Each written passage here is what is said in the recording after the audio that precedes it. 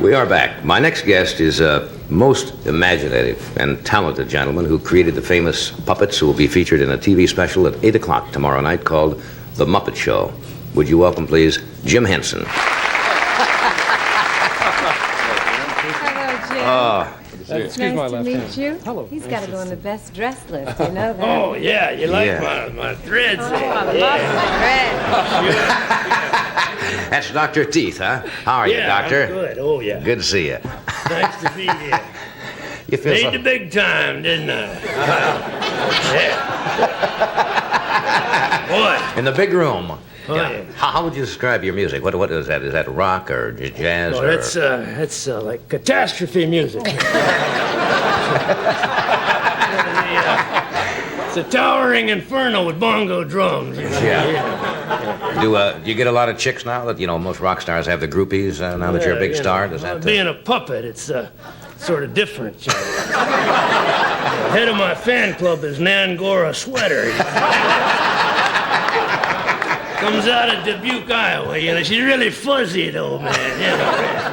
Oh, yeah. Dig that fuzz. Yeah.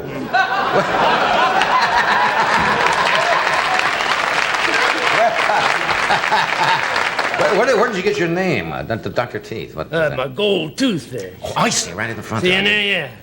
Got 3 gold records melted down in there. Melted them down and stuck them in my mouth. Yeah. Who's going to be on the special tomorrow night with Dr. Teeth? Well, let's see. Shall I answer that? Sure. Sure, go ahead. Yeah, it doesn't matter to me, man. Now, we've got sort of an unusual lineup of characters. Yeah. We've got the homicidal maniac and the San Francisco earthquake. We've got Mount Rushmore and the 7 deadly sins. Mount Rushmore and the 7 deadly sins. Did you? Fantastic. Yeah, great. And my group, which is the Electric Mayhem. Did you start this as a kid? Fooling around with puppets? Well, I started sort of just out of high school. Right.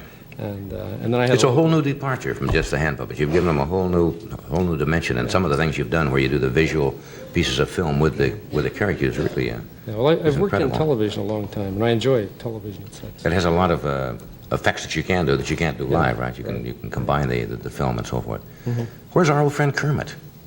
Is Kermit around? Maybe we can call on Kermit. Do we want to do a break first? Then we'll come back and we'll talk with Kermit a while. Sure. Okay? All right, we'll take a break here. If you just joined us, we're talking with Diane Carroll, Jim Henson and some of his friends, and Dan Rowan will join us, and Larry Beezer, and Norman Fell a little bit later on. And here's my old friend Kermit. Hi there. Hi. Hello, Kermit. Hello out there. Yeah, it's nice to be here. Right. Are you going to be on the special tomorrow night, Kermit? No. You're not on the special? No, they gave me one lousy line. No, I'm not going to work that show. What do you think? Maybe you're getting a little too old or something like that? You're the oldest of the group, aren't you? Yeah. I was one of the first guys. Yeah. Long time ago. Yeah. A lot of thanks I get, What do you... Now the young guys get it, these young, long-haired rock kids playing that lousy music. What do you think of Dr. Tooth's music? I hate it. Terrible stuff. Don't care for it at all. No, frogs don't dig stuff like that.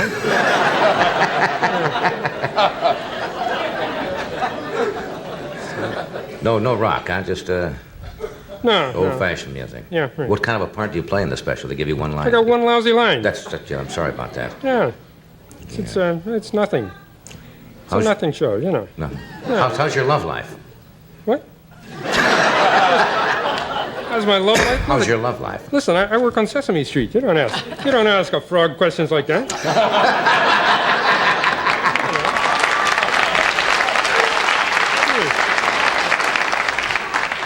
You wouldn't ask Captain Kangaroo how's his sex life? No, I wouldn't. Can you imagine that? You're absolutely right. That was wrong. That was wrong of me. I shouldn't have done that. Sure.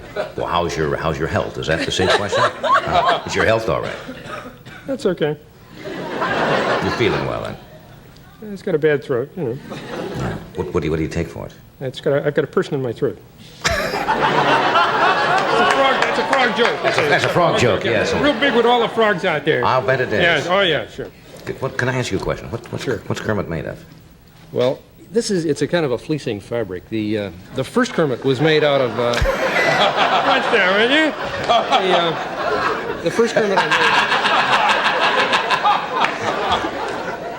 I made the first Kermit out of a spring coat of my mother's, and a couple of ping pong balls I see. for the eyes. We still use ping pong balls. I don't. Humiliating. Yes, you see, Humiliating. Kermit seems very sensitive. Very, very sensitive frog. He got his feelings hurt because he wasn't working the show. Yeah. What do frogs do when they're, when they're not frogging? What do they have any hobbies or sports or anything like that? No. Frogs, we just sit around.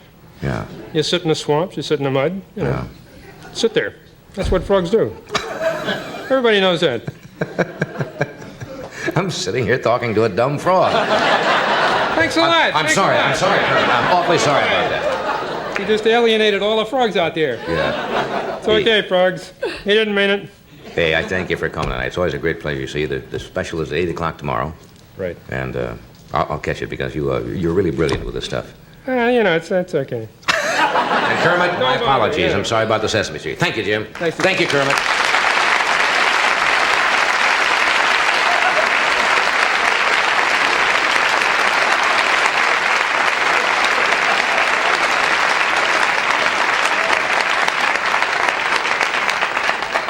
It's funny where the fantasy starts and you get so caught up. You get caught up. I'm sitting here talking to a frog. And you don't look at him at all. You just I'm look looking at the I'm animal. talking to the frog, and the frog gets steamed. Yes. Apologizing to a puppet. You must know when you're ready for the home. Dan Rowan will come out in a moment, and we have Larry Beezer with us, who's a young new comedian, and Norman Fell. And we will take this brief interruption. Oh, this is our new sponsor, I got to mention a while ago, Ron, too. Wonderful lighter. Nice to have him with us.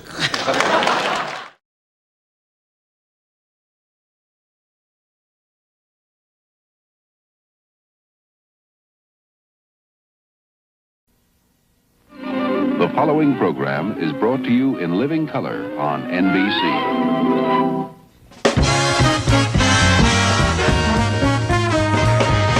From Hollywood, The Tonight Show, starring Johnny Carson.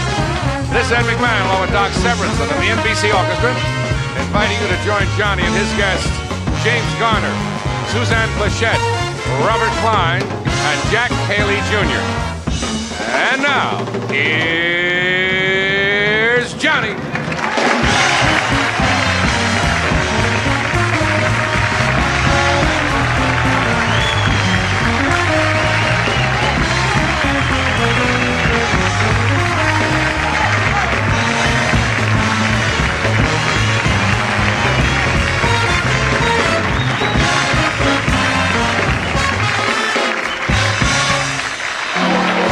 Thank you. Well, I want to tell you. Thank you. You don't have to do that.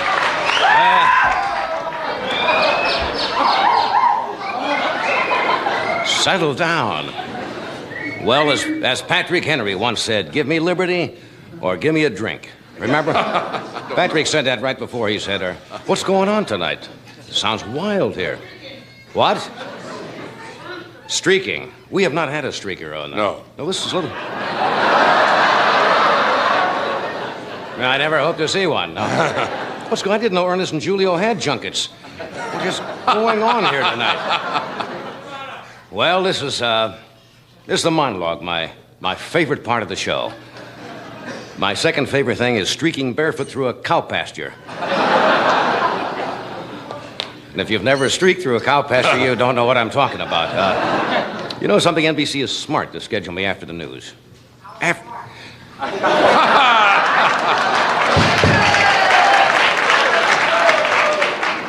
You know, after the news, anything sounds good, even the monologue. It's a little depressing today. Well, there's good news and bad news. The bad news is it's income tax time, and the good news is that means we're all thinking like Nixon. I'm going to, what is it, April 15th, isn't it? Oh, yes. It's a little painful this year. As a matter of fact, they refer to it now as Preparation HR Block. That's what they... Yeah. I had a business manager today because at the end of the year I try to figure out all my deductions, and I've got, you know, my business manager, Bert Bushkin. Bert Bushkin is one of the shrewd business managers of all time. You know what he wanted to do with all my money this year? Take all my extra money and put it into a chain letter. Good old Bert. Bert's not funny, but he has some, he had another great idea. He got me into a big man's clothing shop in Tokyo.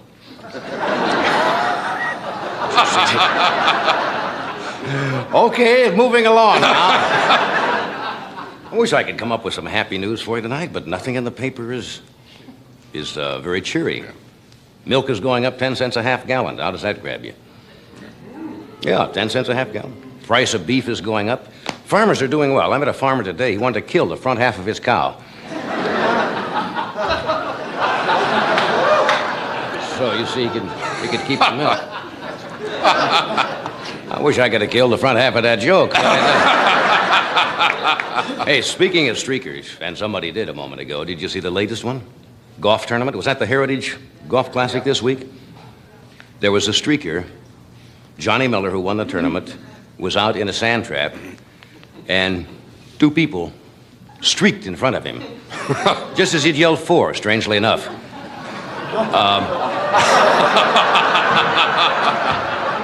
Oh, what else would he yell? Six? I mean, they came out. I mean, it was an open tournament, but I think it's a little too far. Actually, it threw some of the golfers off. At the next green, Arnold Palmer got so upset, he marked his ball with his underwear instead of a marker.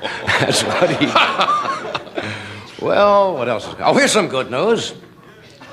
Was in the paper today. Scientists think they have found a way to keep people living. Would you like a tum? What? No, would you like a tum? A little indigestion there. It's $1.98 heartburn. What the hell was I talking about? Oh, if you're interested, they think they can keep people living by lowering their body temperature. Normal body temperature is what, 98.6, something like that? They have found out, only in mice so far, that if they lower the body temperature like 86 degrees, you could live to be 200 years. Isn't that fascinating? What, crawling around like that? What? No.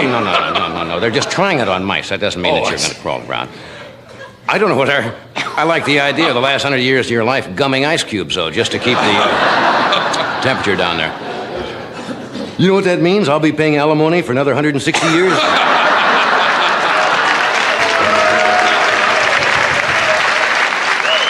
All right. Tonight. You sound good. This should be fun tonight. Incidentally, we're not in our regular studio. This is, who works here? Red Dean Fox? Martin. No, Red Fox doesn't work anywhere. Dean Martin. Got no window. I can't work in here. Dean. We're in Dean's studio. Right. Yeah, all right. So we'll be here for how long? 2 weeks. Stuffies, Fred, we'll be here how long? 2 weeks. Studio. 2 weeks. Two 2 weeks. Anyway, tonight we have, did you tell them? Yes, but you may repeat it. All right, we have James Garner with us tonight. Yeah. Suzanne Plachette. Yeah. Robert Klein. Yeah. And Jack Haley Jr. is going to produce the Oscar show, come up next Tuesday. He's got some film clips of some of the strange, kind of unusual things that have happened on Oscar telecast the past, how long have they been doing it? And some film from the early days. Anything else I'm leaving out? Oh, yes, we have a visitor, but we won't announce him now. Well, it may be safe with this crowd. Thank you for coming. We'll be with you in just 1 minute.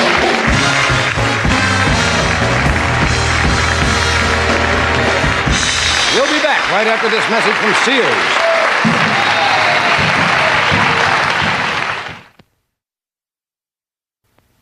Sears Lady Kenmore Compactor turns this much garbage, 15 bags full, into one neat little package. Bottles, bones, cans and all. And Lady Kenmore deodorizes while it compacts as much or more garbage than a family of 4 piles up in a week. But it won't work until the hidden key lock is turned on. 15 bags full into one leak-resistant package you dump once a week. Sears Compactors clean up after more American families than any other compactor.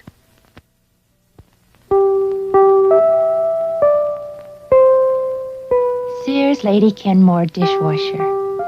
Gives you freedom from scraping, freedom from pre-rinsing, because it has 2 hot water jets that scour dishes, and a stainless steel pulverizer for soft food waste. We call Sears Lady Kenmore the Freedom Maker, because it gives you freedom to do more important things.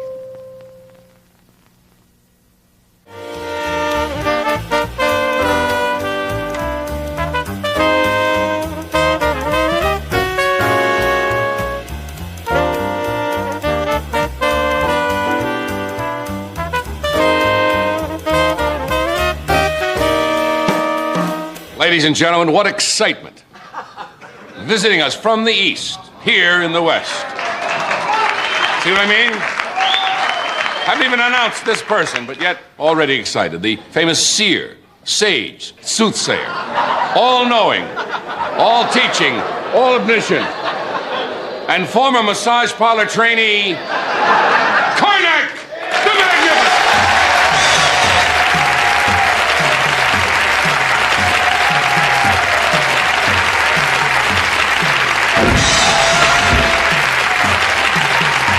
You all right, Karnak? I'm always tempted to help you, but I know I must not lay hand on your person. One does not. Is it against our religion? Yes, it's a violation of some sort. That is true. Yes. Welcome once again, O soothsayer, O sage, O seer. I hold in my hands the envelopes. These envelopes have been hermetically sealed. Kept in a mayonnaise jar on Funk and Wagnall's porch since noon today. No one knows the contents of these envelopes. But you, in your divine and mystical way, will ascertain the answers without having aforeseen the questions. Sounds impossible. But you, in your impossible way, will do it. The first envelope, hermetically sealed. I will divine the answer to Yes. this question. Kept in a mayonnaise jar. On Funk and Wagnall's porch. And I will give you the answer, Yes. having not seen the question. Since noon till day.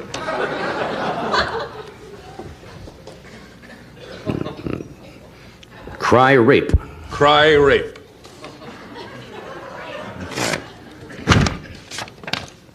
What should you do when you pay for gas?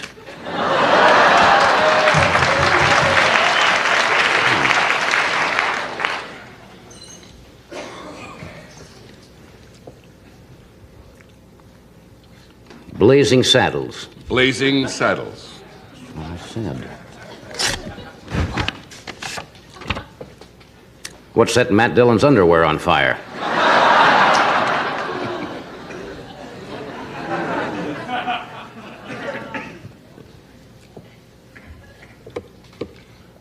The naked and the dead.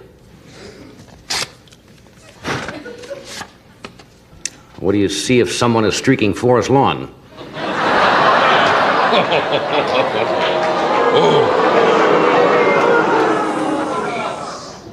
May a desert vulture mistake you for his favorite rock.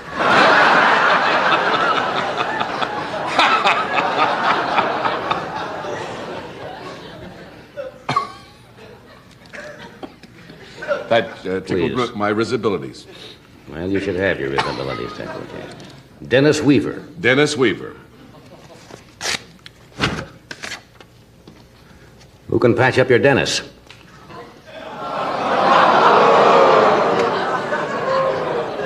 May a diseased holy man wrap his figs in your omelet.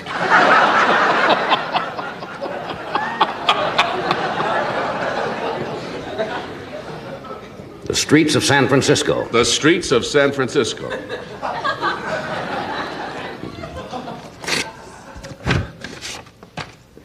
Where won't you find Mrs. Alioto?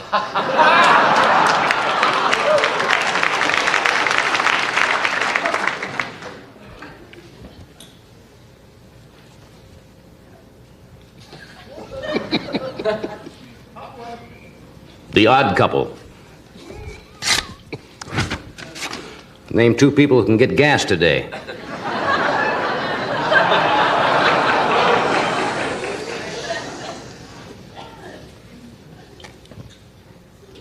A shareholder. A shareholder.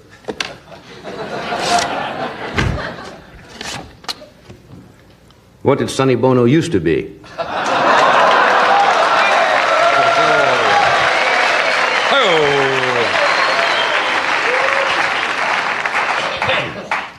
Super Dad. What did you say when your mom is pregnant? Super Dad.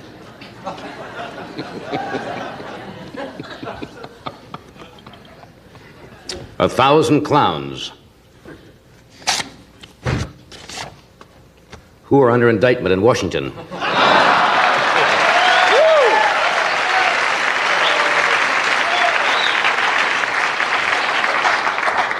I hold in my hand the last envelope.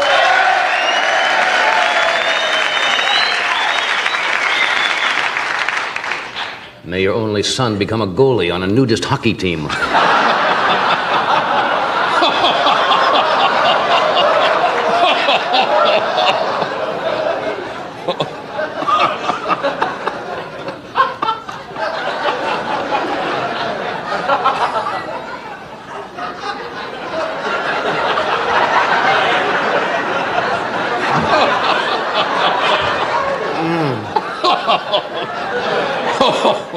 A losing streak.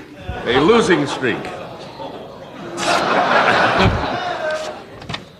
Describe a man running naked after chugging prune juice. Thank you.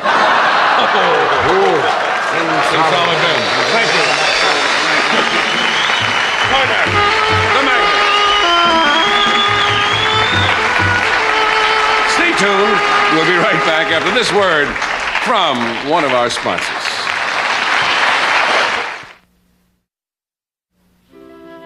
No matter what your husband thinks you do, Mondays are busy. So, who has time to cook fancy? Of course, that means Monday dinner can be pretty blah. Well, here's a fast, easy way to stop the Monday dinner blast. Banquet Heat and Serve fried chicken. Crisp, evenly fried chicken in minutes. Children will be delighted. And your husband will be absolutely transformed. So stop the Monday dinner blast. Serve Banquet fried chicken. It's in your grocer's freezer.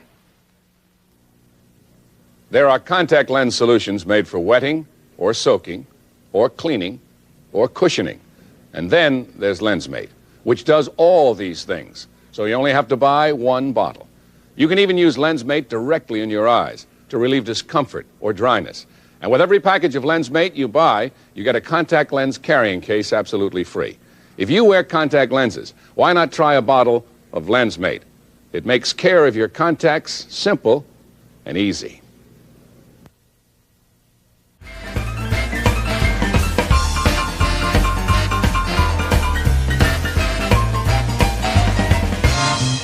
Oh, we're back. Yes.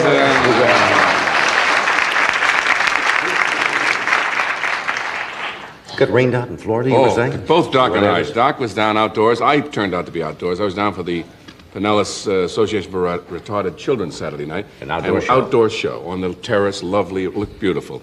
And now, it never rains in Florida, as you know. Once in a while, they have a monsoon. Right. And they had one Saturday night. My tuxedo, when I was through, looked like I borrowed it from Mickey Rooney. Just awful. He was out. We had to continue. You were outdoors, right? Yes, I played in Tampa Stadium. Yeah. His son, you heard about that? Yeah, he won. Won the jumping, the junior... Yes, the Tampa Invitational, International Invitational or something like that. It's the jumping, right? Yeah, right the horses. over the fences and all that. And Doc's son came in first place. Isn't that great? That is great.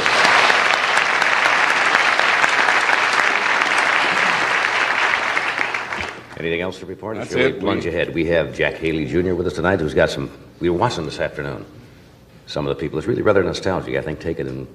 Must have been the late 30s, sometime in the 30s, I would guess. No later than the late 40s. Of some of the first films of people going to the Oscar cast. It's fun to sit and see how many of you can recognize, because they all look like... Gary Cooper looks like a kid film like that. And then some of the crazy things that have happened where somebody has got the wrong award, and one of them, the person didn't show up at all.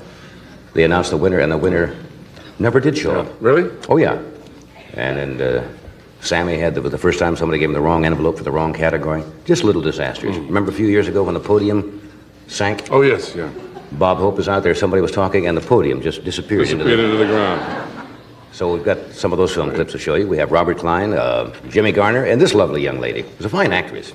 She plays Bob Newhart's wife, Emilia, on the cleverly enough title, The Bob Newhart Show. Would you welcome me, a little dingy? No, dingy's not nice. She's not dingy. Well, I mean dingy, I mean outgoing, She's gregarious. outgoing, but she's very lovely.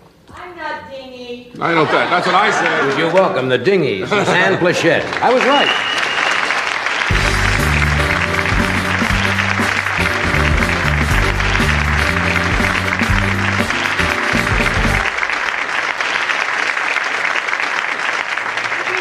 Pajamas? Are you going right to bed from here or what? I'd like to.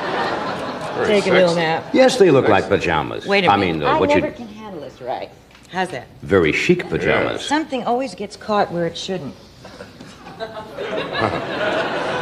Well, yeah. Elegant? Yes, it is. What How do they describe that in the women's wear? I mean, what would this be? A lounging? It's probably what's wrong with this picture, everything. No, I'm serious. No, because when I try and get my act together, something always goes wrong. I usually get a spot on the elbow.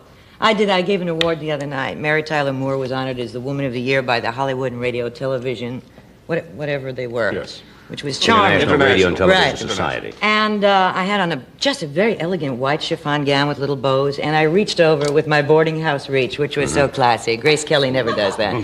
The whole bow went right into the coffee, and I was making the award like this. I thought, oh, the poor child is afflicted, you know. You handled yourself very well. Didn't I? I did. And all those Japanese names, you know, Jetsu you had and the toughest one of all. Kachimuchu. And I was up there all by myself. It's These were so for the lonesome. commercials, were they not? Yeah. The best commercials? They are That's so first. funny, so wonderful. I didn't notice any of yours represented there, but some of them They were. had their own amusing. separate category.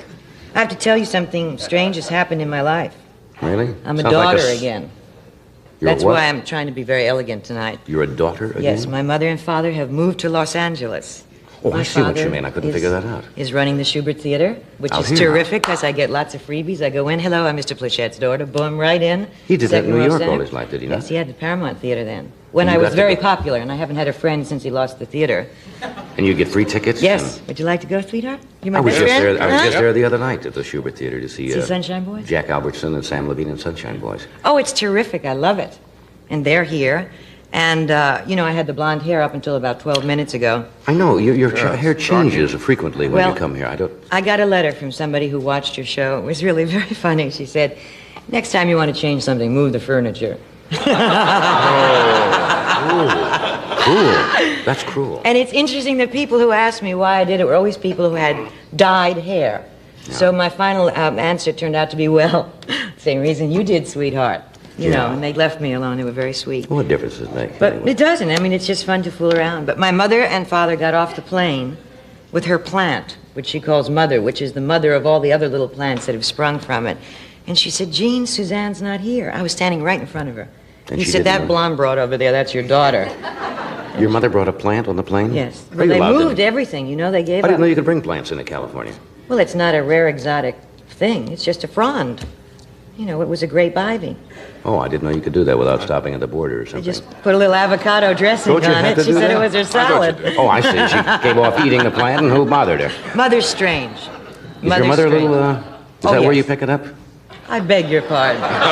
Is that where you pick up your joie de vivre, Yes. your love of life, Don't your... you think I'm a tribute to mental health? Yes. But Let's take a poll. I think I'm healthy. do you follow your mother or father? I mean, what's that? Thank you. I've got a story to tell you, if I may. We have nothing Well, planned. you know me as We're here for the show anyway, you know. you know me as a nice married lady, right? Certainly. And I told you that nothing racy ever happens to me. Yeah, I never read in the I fan lied. magazines about some No, kind I of... lied. Before I met Tommy, Did something happen? there is a man here tonight with whom I was nude. James Garner, and I'm going to tell it to you right here. His wife and his child are here, and I'm going to tell you the truth. We did a picture together, and I did my one and only nude scene. Are you putting this on? No, I swear to God. Picture called Mr. Budwing, which you may or may not remember. I remember We've the chosen picture. to forget it. And I had to do this nude scene. I mean, I was covered. I had, well, how do you do it neatly? I had pasties and little briefs. But when you're the only one out there in that costume and everybody's got a turtleneck and, you know, boots and a saddle, and all of a sudden everybody has a light to hold and all the executives come Yes. down, just checking, we want to make sure the budget is right. Did they really do that? And, oh, yeah, everybody. They're silly about it. And I was dying. And I will tell you... What was the scene? We were husband and wife in bed, and then I'm seen leaving for a later scene where I'm supposed to be nude under a Right. coat. So you saw my back. But here's Jimmy Garner, this big rock, this tough guy, who knew that I was in agony. I was dying, and he was so dear and so sweet and so protective that I will love him till the day I die. And I'm sure that's not the story he once told about him, but I'm telling it right here and now. So that was your own one and only? My one and only. And then 2 weeks later, What were you wearing the pasties for? If only your back showed. I mean, if that part wasn't seen anyway, I mean, I don't understand. Well, you must understand, when you have as fantastic a body as I do, Yes.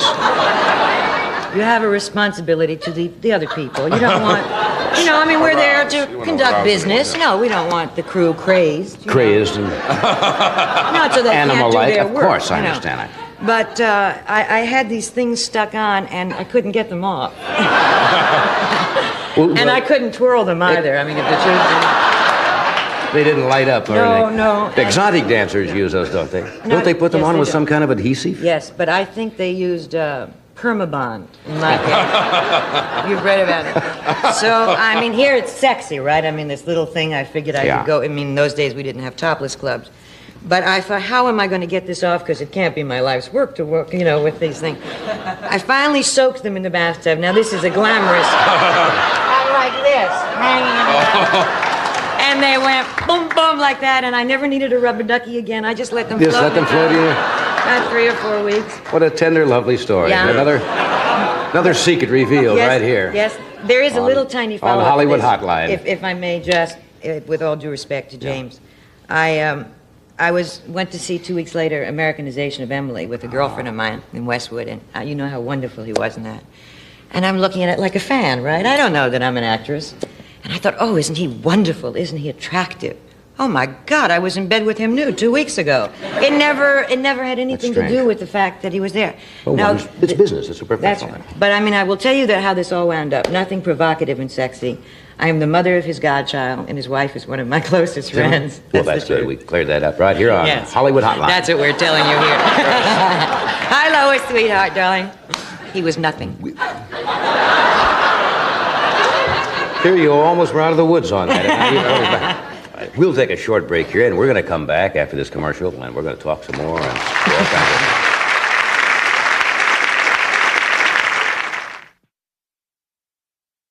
And now, Coffee Rich presents that master of magic and good taste, the great Gourmando. Ladies and gentlemen, I've got something that'll do wonders for your taste buds. Coffee Rich. Pour it in coffee to let more coffee flavor come through. Pour it on fruit, blueberries, strawberries. Use it in muffin batter and watch those muffins disappear. Slight miscalculation, my dear. Folks, take it from Ed McMahon. When it comes to taste, Coffee Rich really pours it on. If you're like most homemakers I know, you've got a cupboard full of Campbell's soup. And when you've got a cupboard full of Campbell's soup, you've got a cupboard full of recipes for great economy dishes. Like this tuna noodle bake. Campbell's cream of mushroom soup makes it smooth and flavorful. Campbell's kitchen-tested recipe makes it quick and easy. The best way I know to stretch my food budget is to reach into my cupboard for a can of Campbell's soup.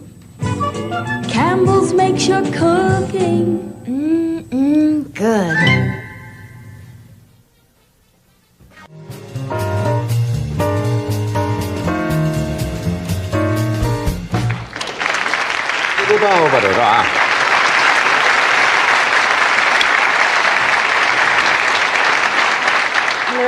Hello again. You live alone? If you just joined us, that's the way it goes. What else to say? But we have your friend and your co-partner. Yes. Jimmy Garner with us tonight, and Robert Klein and Jack Haley Jr. That's a terrific lineup. Yeah. Do you ever do a Western? You're from New York, right? Yes. You know how physical I am. You're active, aren't you? No, if I Not don't really? have... I would prefer to be carried by litter bearers everywhere. I don't like to move. No, I don't believe in physical exercise, as you can tell by my body falling apart. No, come on now. No, I once took a tennis lesson because we inadvertently bought a house with a court, which we discovered after we'd bought it. And I thought it was decadent not to try. And you took a lesson. So I bought all those outfits. I looked like Gussie Moran until I got the racket out. And a very lovely man, came up to give me a lesson, and I did one of those shots. My form was wonderful, and I cut his shin open. That was the end of the Did tennis? I do that? He said, no. He said, but I think you ought to zip up your case and never play again. So that was that. And as for horses, I'm terrified of them and have done several Westerns. You will see me mount with great authority, and then you'll see a broken human being going, nobody knew he moved! Oh, and they have 17 wranglers holding the horse. If its tail moves, I'll only accept them if I can ride a cab. But you don't like horses? No. I did another picture with Jimmy. I was dressed for this one. And I was supposed to have a rig with 2 horses, and they said, just get in and go Yahoo, and then we'll cut, and then the stunt girl will take it and supposed to ride over Jimmy. And he's got guts, and he's very agile. I went Yahoo, and they didn't know they were supposed to cut. And those 2 horses kept going, right at Jimmy. And they rolled, the film kept going, and I became hyperthyroid. My eyeballs were out. and obscenities spewed from. I know you don't think that I'm capable of this. Of course not, knowing But as well as I do. please to the Lord and obscenity simultaneously. And the wranglers jumped upon the bodies of the horses, and Jimmy rolled out of the way. And that was the last time I've ever been Did they involved keep with an that animal. spot in with you driving? No, That would have been good because It was out of character, though, because I was supposed to be able to handle that. horses do the same way. I don't know why. I also have trouble with guns. You know, when you're supposed to, I always have those heavy parts where you go, all right, baby, and this is it. You know, I'm And you always don't a like tough guns. broad. The gun jams, I break my nail, my eyes close when I fire it. Now, Victor Buono and I have Who was done... it told that story one night? Some well-known Western. Edward G. Robinson. Yes, was Mervyn Leroy was on the show when they did Little Caesar.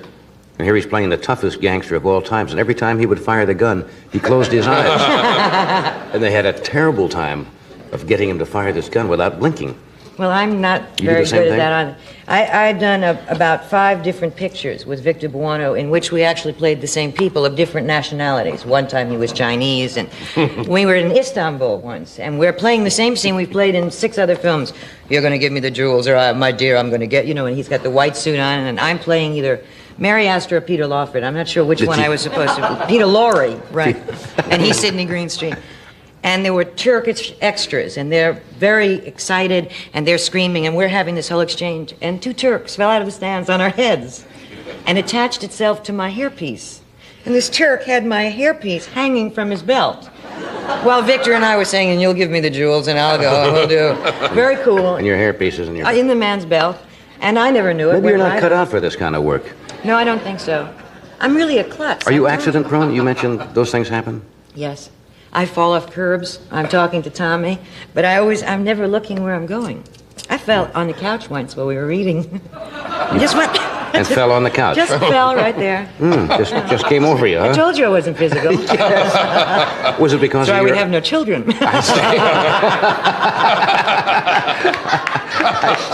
Well, that panics you also, huh? Was it because of your upbringing, being from the city? Well, in New York, you'll have to learn to move fast, and Yeah, you I can't be think so. sedentary there. I don't think that's actually the reason, but I did have a strange upbringing, you know, because my father had, at that time, the New York Paramount, and in those days, things were lean, you know, when I was a youth, 2-3 years ago. Of course. And when my mother couldn't get a babysitter, she would leave me with a house detective at the Hotel Astor in a vacant room till my father closed the theater, and he would babysit for me. You know, he'd get free passes for The that. house dick at the Astor. We Yeah. know him well, don't we? We Ed? do, yes. And they'd go, have you got a broad in that room? He'd say, have I got a broad in this with the bottle in my mouth, you know? And then I'd go to Lindy's when the theater closed, and I'd have my bottle. And Well, they'd that's a have their strange breakfast. upbringing for a Yeah. child. But I never knew it was strange, and they're so regular, nice, such good people with Yeah. such good values that somehow there was a wonderful balance. Is that why you wanted to be an actress, because you were around it? Or did that ever occur to you at the time? Well, you know, it's a different field. The variety field really is a different field. You know, Right. I saw the great variety performers. I mean, the first time I ever went on stage, I was 3 years old, and the Andrews sisters were playing at the Paramount, and Patty was ill. So Maxine and Laverne took me on stage, and I loved it. They couldn't 3 get years me of age. off. You saw this hook, which was my father's arm, pulling me off by the diapers. But that was my first taste of it. It felt comfortable. I think that some of the most wonderful people I know are in this business. You know, people tend to say actors are children, and I think they have more responsibility than many people in large corporations. But we are childlike. That's true. A lot Well- of entertainers are childlike. I think that we're willing to express emotion and show emotion. In that respect, we're purer. You know, I don't think we're so insulated. But I don't think that's childlike. I think that's wonderful, and I wish everybody could be like that. I've never been called pure before. It's kind of nice. Maybe I better reconsider that. Yes, there are exceptions to every rule, aren't there? All right, I'm going to sell something. Then we'll bring Jim out and get his version of this sordid affair that you had. Smooth. Maybe you should take one Class. before you sell it.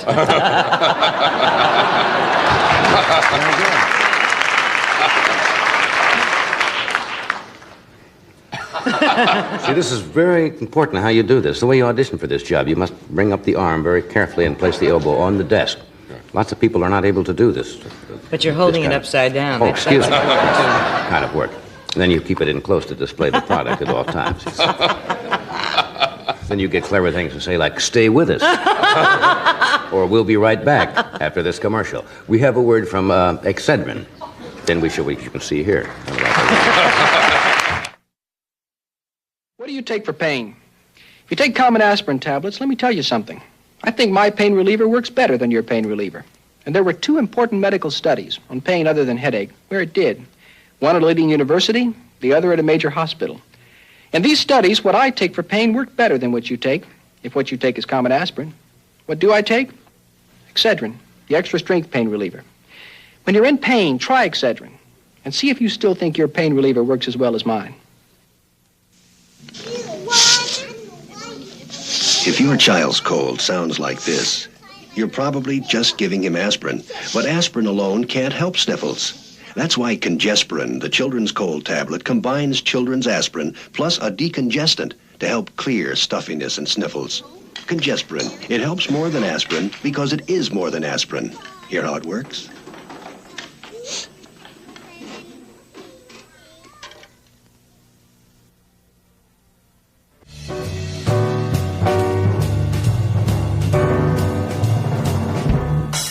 As you mentioned, Jim Garner is a fine actor. He's done a lot of different kind of roles, from light comedy to straight acting, and he will be starring in an NBC pilot called The Rockford Files, which will be March 27th. When will that be? That's tomorrow, isn't it? Yeah. March 27th? It's Wednesday. See, he yells from back there, too. You see, everybody yells before they get on. Wednesday at 8:30, right, Jim? Something like that. Would you welcome James Garner?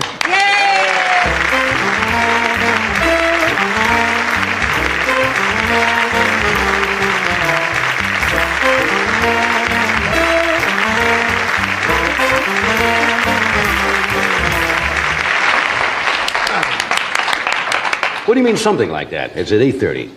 Yeah. Is it 8? 8 or 8:30? I don't know, John. I really don't. They wrote it down for me. 8:30 p.m., March 27th. How about that? It's 8:30. That's a Wednesday. That's right, and that will be on right on our net. How are you, Ding? Fine, sweetheart. You look good dressed, too. Thank you. She never lets me play with the rubber duckies. Now, was her version of this this tryst? Well, that's not the right word for it. This movie you made together, a fairly accurate description of the. Fairly close. Actually, she wasn't altogether nude. We had this. We won't go through the bedroom scene. Yes. But we were out on the Queensboro Bridge. She was really wearing a trench coat over it. She just flashed a little, you know. Your apartment was right near there. Remember? Yes, I know the location well. It was 5 degrees below zero. Was this scene? Yeah. And I must say, this poor girl, and I was so kind to her. I said, why don't you get in the back of the limousine? We didn't have any dressing rooms or anything. Back of the limousine, and we'll keep you warm, you know. Always the gentleman that you are. Oh, always been a gentleman, and I'm very, very concerned about the actress, you know. Of course. I tried my best to keep her warm. I've got bruises, scars, everything. Well, you've had your career, though, in the pictures you've made, there have been several scenes that have been. Well, it almost sounds passé nowadays because of the. What are you trying to say, John? Bedroom scenes, a characterization of Emily. Americanization. Americanization of Emily. Yeah, we had 3 nude girls in true. that picture. That was one of the first. And that's really almost passé now with what they're doing in motion pictures. Oh, it was a big thing then. Oh, they made such a. They had a snit about that, you know, until they saw the film. And they said, well, that wasn't bad. You know, what was wrong with that? It was done in very good taste. Yes, it was. I liked it. You see, everybody thinks that's very glamorous, but as you know, with all of the cameras and the people and the technines and the directors and everything, that's got to be a strange. You can imagine what Suzanne went through, 5 degrees below zero, with traffic going along the Queensboro Bridge, and the poor girl's out there with a trench coat and whatever else you had under there, which was very, very little. Yeah. They had 3 tugboats run into the bridge that day. But other than that, it was not, but it's not, you know, it's not all that glamorous at times. Let's talk about this series. Well, this projected series, is it not? The Rockford Files? Projected series, yeah. We may or may not. Well, you had a long run in you had a long run in Maverick. They How many may years? be picked up, they may not. You never know when you make them. Look at you, John. Nobody had any idea you'd still be here. Did I say something wrong? No, that's true. No, when you start a show, if you can look ahead 5 years, 3 years, and say, I'll be doing that show 3 years from now, that you wouldn't even I think look about ahead it. for 3 days. If I figure if I'm still doing it in 3 days, I got it made. Did you get antsy? Did you want to do something? Is that it? I think that's what it is. I get tired of loafing, you know. When you finish a picture, and I always figure I'm in between job. That's singular. I mean, you never know if you're ever going to get another job. I know so many actors. Henry Fonda's that way. Henry Fonda feels like... He's always doing something. I mean, he hasn't been doing it long now, folks. Something like... he's about 50 years, and if he's not working, he'll do a play or something. He'll go on the road in stock. But I couldn't find anything I really wanted to do, and I was approached by Roy Huggins, who did the Maverick series with me, and he had a good idea for a series, and we did it, and I like it. Somebody once said that many actors don't get depressed when they're not working, but when they're working, because everything seems to be going so well. You know, when everything's going real well, a lot of people say, hey, it's all going too well. Yeah, no, when I'm working, I look better, I think. I feel better. I want to get up in the morning. The alarm clock never goes off. I mean, I don't care if it's 5:30 in the morning, I'll beat it up by 10 minutes. Yeah. I'm anxious to go to work. Is that series still playing, obviously playing somewhere on reruns, Maverick, is it not? I don't know, John. I don't get residuals. You don't? No. That was before residuals. I'm the only actor that ever did a television series for 3 years, and it cost me $8,000. Oh, I'm a good businessman, too. You must have my Bert Bushkin. Yes. Bombastic Bushkin lines. Bombastic Bushkin. They call him in the trade. No, I don't know. I understand. People tell me they see it occasionally, but I don't. I've never seen it. They had you now. This happens. They talk about typecasting. Somebody does a picture that's successful. You played a lot of roles where you played officers, right? Oh, yeah. Or the young... Yeah. Oh, the Henson, first thing the I young ever did. JG, and so forth. First thing I ever did was a Cheyenne episode, and I was the irate lieutenant. Right. You always got to have an irate lieutenant if you're doing a cavalry or army or something. I mean, how can a hero look smart if you don't have somebody dumb? So you played the second Louis I always. played the dumb guy. You know, you got to go by the book. Well, everybody knows that no hero goes by the book, right? And I got to be the irate lieutenant. I was good at it. Yeah? Yeah, I was dumb. You like those roles, huh? Typecasting. And then I graduated to the other guy. That's right. Well, then you were the lead. That was all. And they got another guy who played the dumb. Yeah. I like those guys that I got to look more superior than. Is there any role that you haven't done or you turned down in your career that you wish you'd have done? No, I don't think so. No, that's going to go nowhere. Well, is there any role that you took that you wish you hadn't? I've only played one. Is there any really role that somebody bad else guy. took that you wish you'd done? Is there a role Just I can name do any that of you them. wish? I always took the wrong one, John. No, I don't know. I'm not the type of actor who, I don't want to do King Lear. I don't want to do, Shakespeare or any of those. I do like to work, though. I like to keep busy.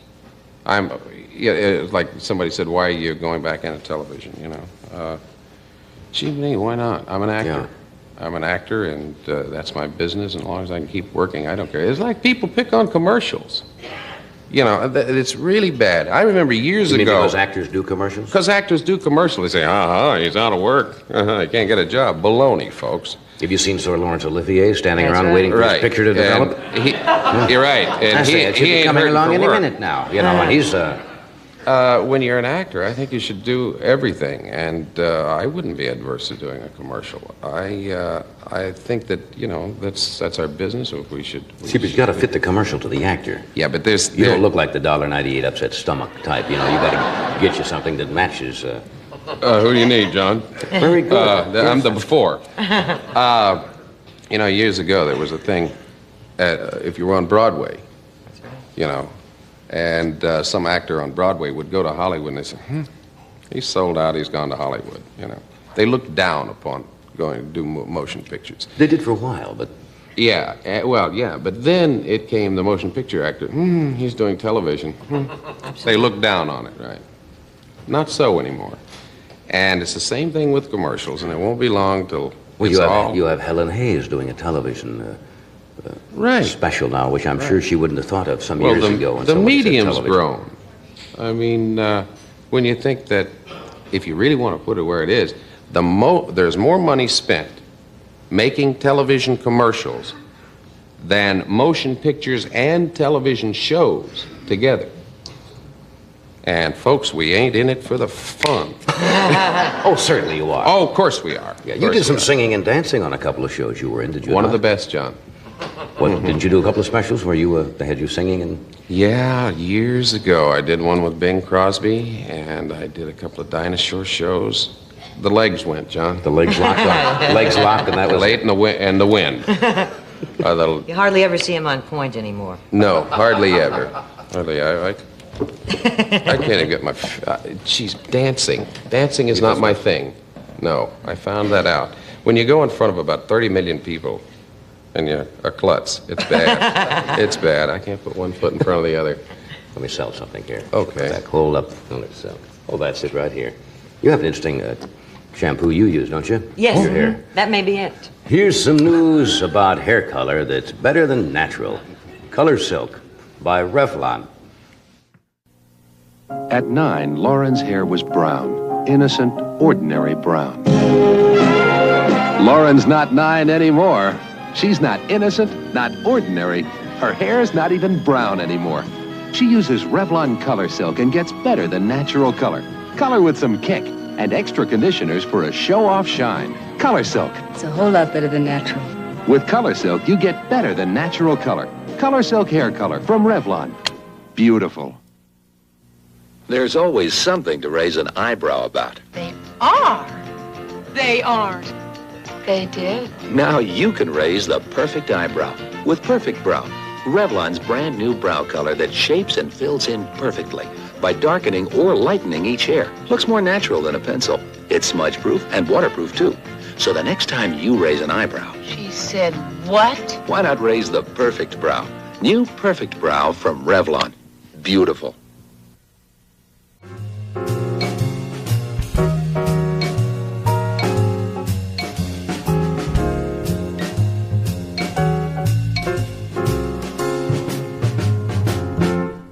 Bob Klein is with us tonight. He is currently appearing here in Los Angeles, the Troubadour. And he'll be down there. Isn't that where the Smothers Brothers just were? And John Lennon was there, and there was a big fiasco? Well, maybe he knows something about that. But his last record album, he premiered on The Tonight Show. It was a big bestseller. And this is his second album called Mind Over Matter, which I think he's going to do a piece of material from this album. Would you welcome, please, Bob Klein.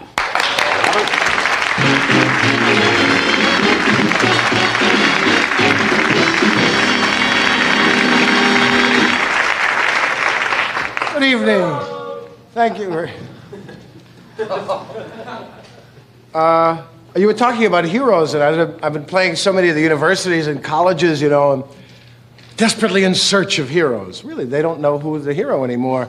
And they're still trying to use the same gambit on the football leagues to use the football players. Athletes are a major source of heroes for us. It's about the only pool we have at the moment. Politicians are kind of on the low ebb at the moment.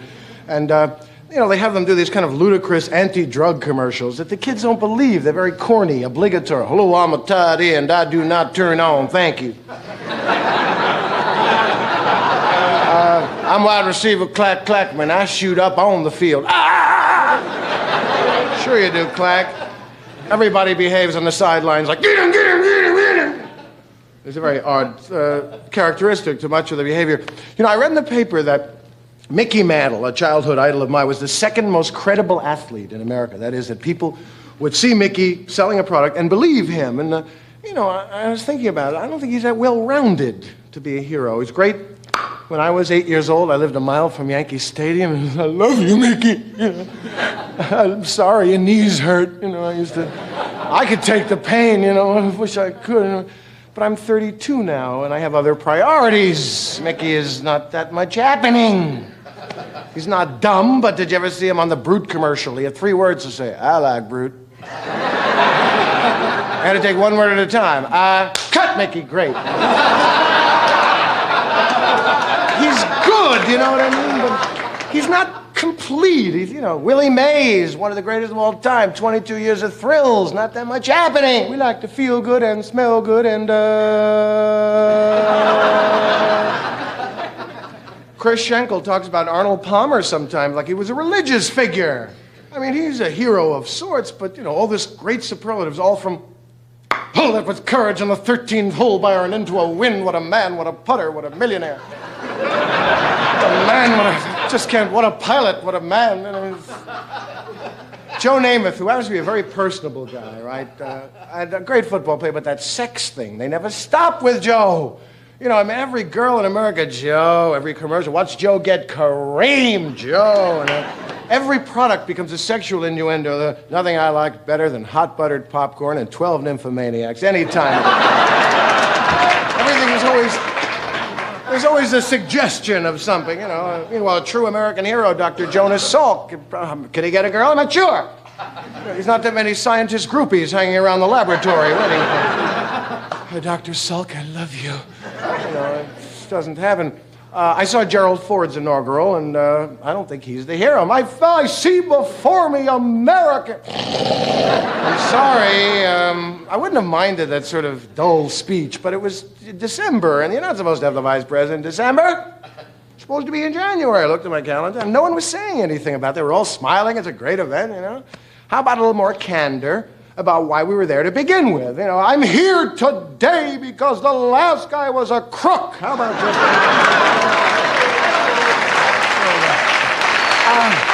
I'm a mediocre man, not that much happening, but the last guy was a felon. Just let us remind ourselves. Classy guy, Ag, correct? Here's 1,400 and a turkey, Ted. Merry Christmas for you. I haven't heard him apologize lately. I saw him serving a sentence last week in Palm Springs. I don't want to kick a guy when he's down. It's quite a chain gang. Ho! Harford, please. Quite a toughie. That's the guy who went around the law with the law and order. And there's too much permissiveness. He said, permissive people are committing crimes and getting away with it. Permissive. My Lord, permissive. All I know is if I get caught holding up a bank, I'll go, hey, you got me there. Fair and simple. I'll take the Agnew punishment, please. If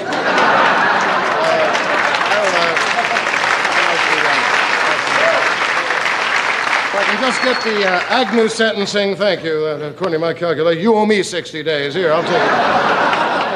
Here's the way out here. Thank you very much. You know who's a public figure that gets no applause at all in this time when people in government seem to be so? Neil Armstrong. He is a hero that didn't get nearly the praise he deserves. Not only for his courage, because those guys never took a chance, but he did, went on the moon and all that. But how about the integrity? Do you realize in this age of this kind of dishonesty what that man could have made from being the first man on the moon?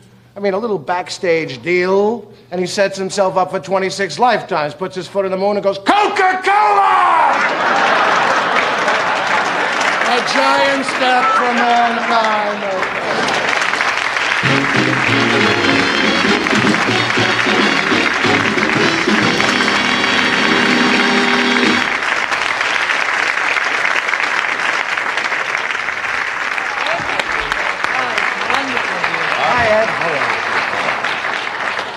It's like a catharsis, isn't it? Yeah, Got to get it out. It builds up to a full head, and pretty soon a little smoke starts coming out of your ears, and you got to say those things. There are a lot of young people out watching a lot of what's going on, and hey, black is white and white is black suddenly. Yeah. They have to have things straightened out for them. You mentioned the astronauts. Somebody did it one time, as you know. I don't know which mission it was, and I don't think the astronauts were personally involved, but remember they sent up the stamps? That's right. Something like 10,000 stamps from the moon or something, and somebody was going to distribute them. Right. So I guess everybody, when they get in a position... That's good, a chicken feed, though, compared to what the guy, what are they going to do? Say, come down here, you're under arrest, They really had him over a barrel. Also Buick, also... I'm sure Agnew would not have that proportion of class. Had it made right there. He would sell out far more chip. He'd put his foot in the moon and go, Sam's Tailor Shop, Baltimore. He'd press you weight. Good crab cakes, too. Well, thanks, Ted. We'll take a short break here while the lawyers work on this, and we'll be right back after this message you mentioned. Do you mind if I talk to you about diarrhea? I just want to say 2 words about it. Pepto-Bismol. Pepto-Bismol controls common diarrhea. It relieves that misery and the nausea that you can get along with it. Pepto-Bismol coats, soothes, it protects. It relieves that nausea.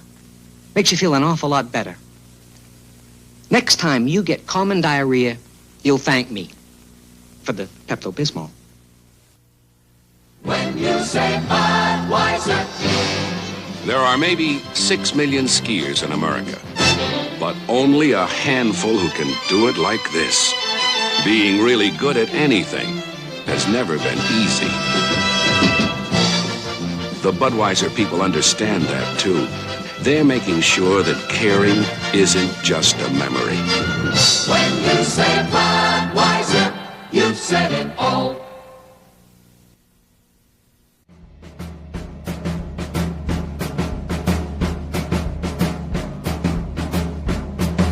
I was just looking over some of the titles of the things you have in here.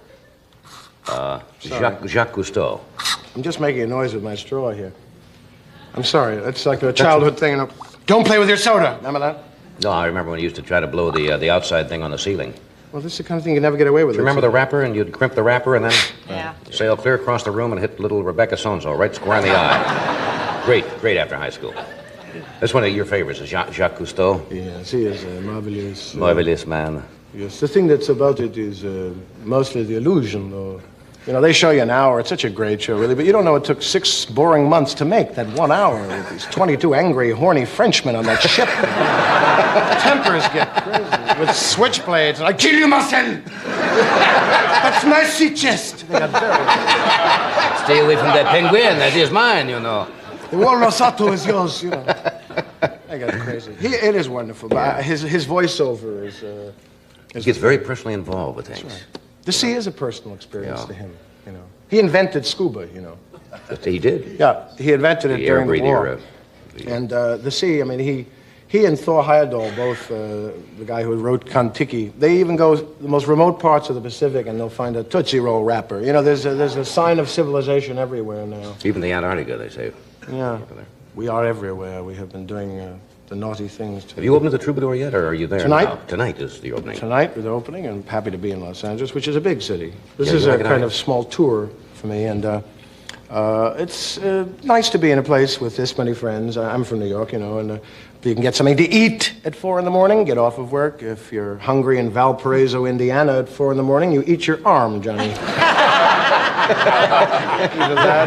They don't stay open late there, do Not they? too. for There's a snacks? little private hamburger stand, not a chain, with an old man in a paper hat and tattoos and no teeth. How do you like them? Check, please. You know, you fade. Or there's a string of very sweet all-night pancake houses. You have them a lot here. They're good, but it's just what your body needs at 5 in the morning. You have the blueberry pancakes go into insulin shock. You get a grip on your neck here from the sugar and the calcium propionate and the gum arabic and your maple syrup can really drive you up a wall. That's right. You ever read those things that are on products nowadays? Oh, you don't want to see those. So this is sort of a good stop. Also, the Troop is a good room, and my album just busted, and I haven't been on the show in a while. That's right. Yeah. I miss it. I sort of, it makes me fresh, and I think really delighted to be on. Yeah. And, you know, everybody sees it. Everybody's always asking me questions. They don't know about the show. They see it. It gets into their houses. It's a weird thing. Yeah. You just played which is interesting to me, the Air Force Academy. Yeah. Now, military things are quite well structured, you know, and discipline and so forth. Now, how do they react to what you were talking about, especially when you get into the topical, the political areas and so forth? The older ones were really regular guys. They were trying to be as much as you can in the context of epaulets, you know, and a steel thing in your back. It's strict. It's tough for them. I think the younger kids, I did 2 shows with Helen Reddy, and they were more a little, prepare to laugh, laugh, you know, very much together. It was very little rowdyism, actually. Oh, they're not too rowdy at the academy. No, but like, I was talking to this kid. They were very kind to me and the cadre and all that, and they were nice. And we were easy to spot. The musicians came high, and they were fiddling with the Isaac Newton hair. They looked much out of place. They were very kind and nice. I did talk philosophically with this boy. I saw a young 4th classman being hazed. And I said, now, what's that for? I cannot see how, who are you, you stupid idiot? I'm fourth classman Harold. That sort of nonsensical making them eat like this is going to really make them better soldiers later. Yeah, they've done away, I think, a good deal with With that a lot at of West it, but, Point. They're trying to phase it out because it's masochistic, really, in a way. Yeah. Most of the times, Johnny, I play a lot of colleges. You have a dressing room off the gymnasium with very show business atmosphere, lights, and do not dribble excessively. Desire is half the game.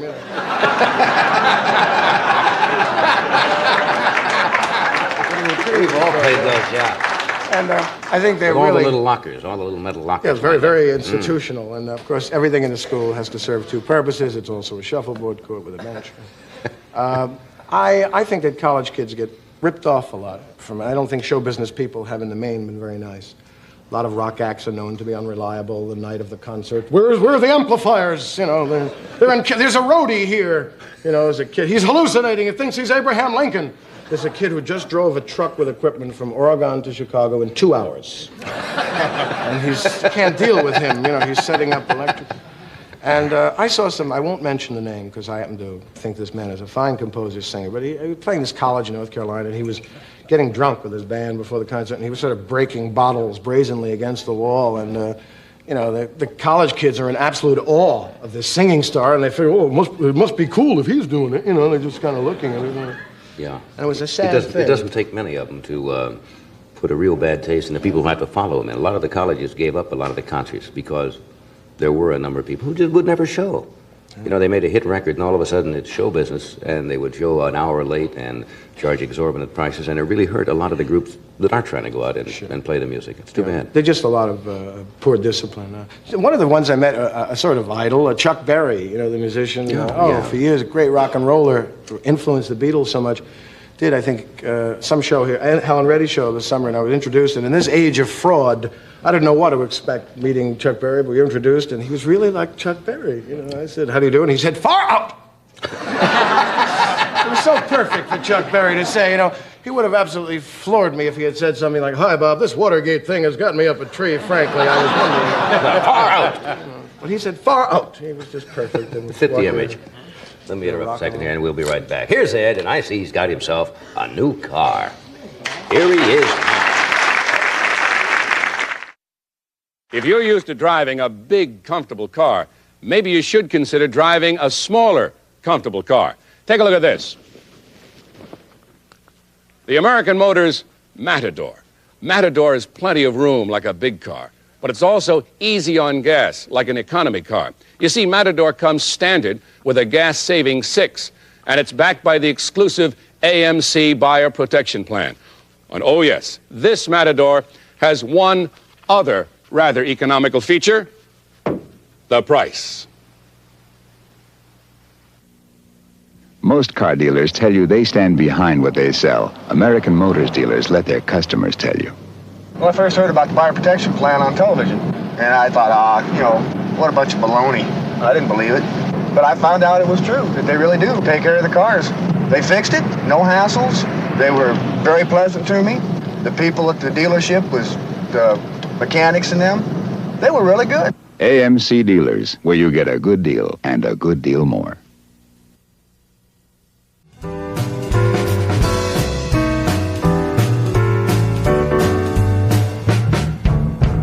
Jack Healy Jr. is with us tonight, and he will be he's the producer of the 46th Annual Academy Awards show, which will be sent on NBC next Tuesday, April the 2nd, and he also produced, directed, and wrote a film dealing with the best of MGM's musicals entitled That's Entertainment, and will be out in early May. Would you welcome Jack Healy Jr.?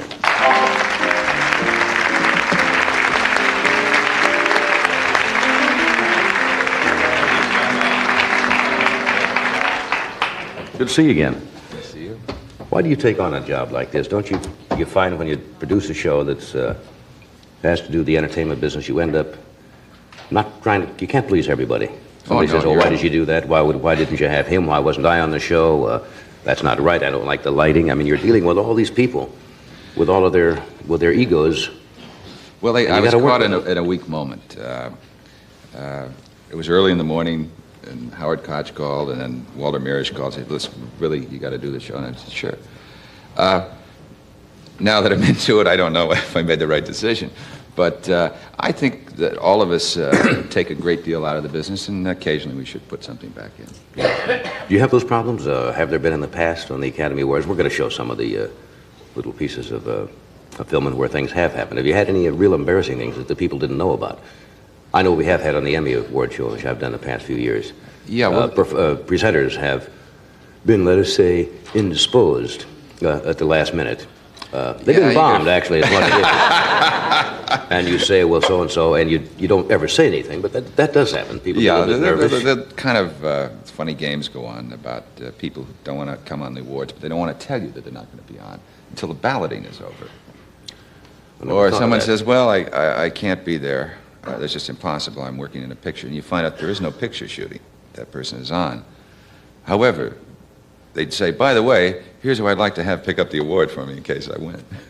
So I was talking to Candy Bergen about it, and she's urged me to write something about it afterwards called Inside Oscar or Is Bel Air Burning? And I'm seriously toying with the idea because it is outrageous what goes on. I was watching some of these film clips this afternoon, which is nostalgia time because a lot of the people are no longer around. When is this first film clip of this Oscar? Well, I guess late 30s or something like that. Well, no, this is sort of taken and it's a montage of lots of different years? It just took a piece of music and you sort of see a capsule version of all of the awards since 1927.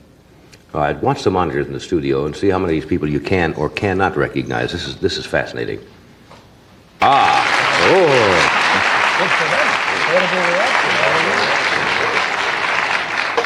Some of those people in the early clips look like absolute kids, didn't they? But now you're talking about from back in the early 30s. That's from 1927. From 1927, some of those? Fascinating. All right, we're going to do this. Now we've got a couple of small little goofs, nothing monumental, but Jim's the things in that one of them, you know. I am. Jim is in one of those. Yeah, that's right. You are. Yes, right. Yeah. Yeah, or something. We'll show you that right after this. But he's fully dressed.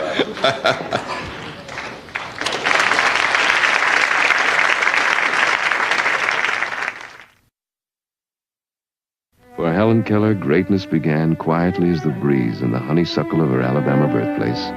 But her fame was worldwide, and when Sears painted her home, they gave their best. Easy Living Paint. Sears' first flat-finish wall and woodwork latex that cleans like enamel. In every room, ordinary household dirt won't penetrate Easy Living Paint's tough surface, which makes even this much-visited home easier to clean.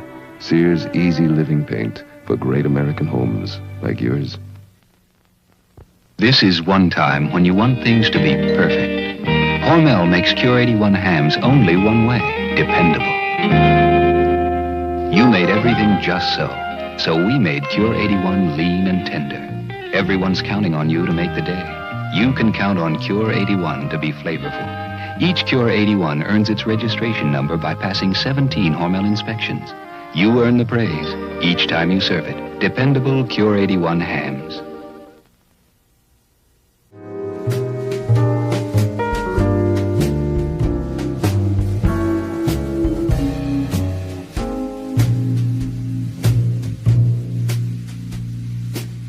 Now we have for you some little film clips which will run fairly close together here. They're kind of self-explanatory. These are the little things that happen. Little boo-boos that give a little life and spirit to these functions. Watch the monitor.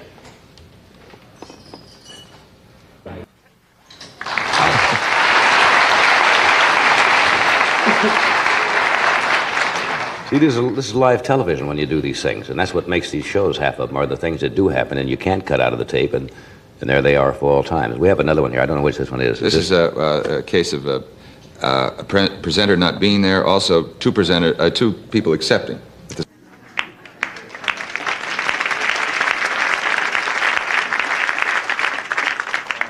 One here of the complete wrong category. Is this? I'm not sure what's going on now. We'll go ahead and roll it and we'll find out. I think this is presenter doesn't show up. Yeah, this could be Steve Allen and Jane Meadows as the presenters, or... I guess we ran out of time. We can't show the other one. We had the one more. You can tell you, Sammy was up reading the best song and went through all the nominees and said the winner is so-and-so for Tom Jones. And he hadn't even mentioned Tom Jones. Somebody had given him the wrong envelope. It was a complete wrong category. It's the only time in the history of the Oscars ever, and happened to happen to Sammy Davis. And there's not much you can do about it. He says, wait till the NAACP. Right. Then he pulled back. Has anybody ever come up and... Didn't somebody take a fall one year? Yeah, well, we have a whole bunch of film that... I'm only showing you little pieces here, but in the opening of the show, we have people going the wrong way, stumbling, falling, whatever. They always tell them usually before the show, or at least they do on the Emmy. See, now, when you receive the award, you exit to your right. You got that. Now, here are these people, all professional entertainers. You leave the stage from your right. They come up and grab the award and walk right into the curtain, or they go off to the left, or they go back to their seat. Doesn't seem to make any difference how many times you... I love it because sound men, you know, we have the best equipment in the world in Hollywood. Sound men don't believe that the mic works. They all bend over. Oh, thank you very much. You would think those people of all would know that those mics are hot and will work. It's due, but they always kind of lean into them, don't they? All right, we'll be right back.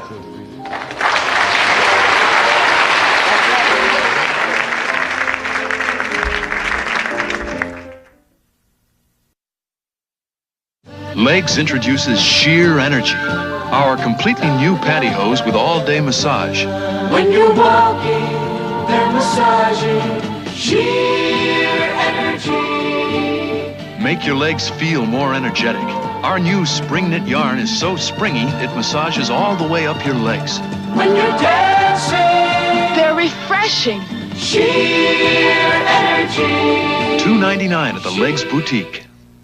This is General Electric's king-size toaster oven. It's more than just a toaster. It lets you do a lot of things fast, like automatically toasting 4 slices of bread in less than 2.5 minutes, or top browning 4 cheese sandwiches, or 35 party snacks, like baking 6 potatoes, or eggplant parmesan, or a frozen dinner.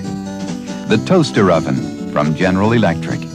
In king size or regular, it's more than just a toaster, and it's fast.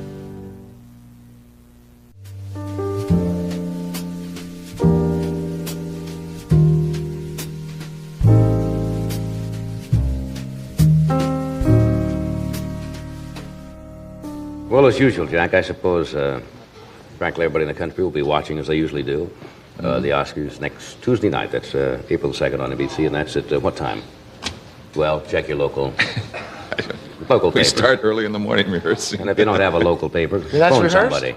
It really is rehearsed. Just the numbers, and they put out in the audience, they put names of where people are going to be sitting. It's weird to look out at an empty theater, except you see these names on them? Right. Jimmy Stewart will be there, and Paul Newman over there. Good. Look forward to seeing it. Thank you, Jack. Thank you, Robert. Thank you, James. Thank you, Suzanne.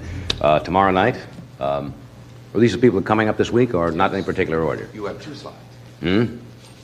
Oh, tomorrow night, George Peppard, Leslie Uggams, Richard Lewis, and Dr. Lennon Smith. And coming up, we have Carl Reiner, Joanna Cassidy, Orson Bean, Roger Moore, Bob Hope, Roy Clark, Rich Little. Thank you.